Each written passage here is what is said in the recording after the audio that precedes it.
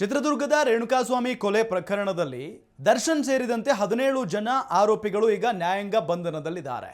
ಇದೆಲ್ಲದರ ನಡುವೆ ದರ್ಶನ್ ಅವರನ್ನ ನೋಡೋದಕ್ಕೆ ಅವರ ಕುಟುಂಬಸ್ಥರು, ಸೆಲೆಬ್ರಿಟಿಗಳು ಸಾಕಷ್ಟು ಸಂಖ್ಯೆಯಲ್ಲಿ ಹೋಗಿ ಬರ್ತಾ ಇರೋದು ನಾವು ಗಮನಿಸ್ತಾನೆ ಇದ್ದೀವಿ.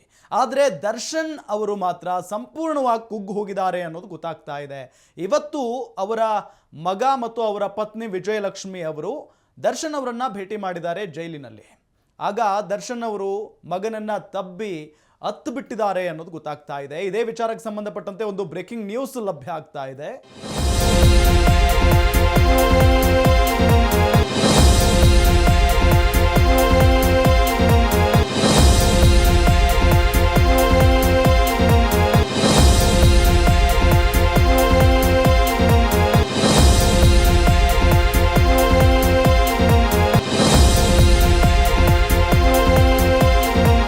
ಅಪ್ಪನ ಸ್ಥಿತಿಯನ್ನ ಕಂಡು ಗಳಗಳನೆ ಹತ್ತಿದ್ದಾರೆ ಮಗ ವಿನೀಶ್.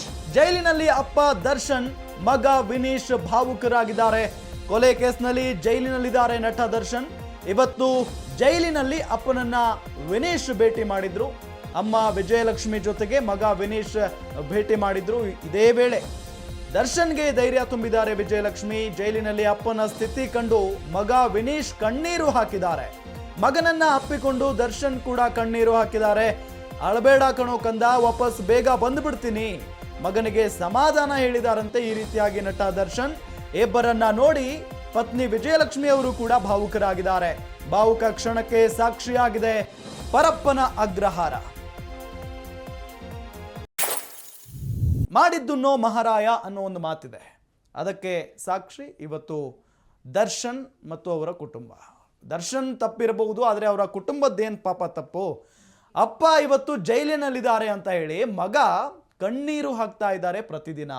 ಇವತ್ತು ನೋಡೋದಕ್ಕೆ ಅಂತ ಹೋದಂತಹ ಸಂದರ್ಭದಲ್ಲಿ ದರ್ಶನ್ ಅವರನ್ನ ನೋಡಿದ ತಕ್ಷಣ ವಿನೀಶ್ ಅವರಿಗೆ ತಡ್ಕೊಳ್ಳೋಕ್ಕಾಗಿಲ್ಲ. ದುಃಖವನ್ನ ಸಾಕಷ್ಟು ಹತ್ತು ಬಿಟ್ಟಿದ್ದಾರೆ ಪಾಪ. ಅದಾದ ನಂತರ ವಿಜಯಲಕ್ಷ್ಮಿ ಅವರು ಕೂಡ ಕಣ್ಣೀರು ಹಾಕಿದ್ದಾರೆ. ಜೊತೆಗೆ ದರ್ಶನ್ ಬಹಳಷ್ಟು ಕುಗ್ಗು ಹೋಗ್ಬಿಟ್ಟಿದ್ದಾರೆ, ಸೊರಗು ಹೋಗ್ಬಿಟ್ಟಿದ್ದಾರೆ. ಅದನ್ನ ನೋಡಿ ವಿನೀಶ್ ಅವರಿಗೆ ತಡ್ಕೊಳ್ಳೋಕ್ಕಾಗಿಲ್ಲ. ಹಾಗಾಗಿ ಅಪ್ಪನನ್ನ ತಬ್ಬಿ ಏನಾಗ್ಬಿಡ್ತಪ್ಪ ನಮ್ಮ ಜೀವನ ಅಂತ ಹೇಳಿ ಹತ್ತು ಬಿಟ್ಟಿದ್ದಾರೆ ಅನ್ನೋದು ಗೊತ್ತಾಗ್ತಾ ಇರುವಂತ ವಿಚಾರ.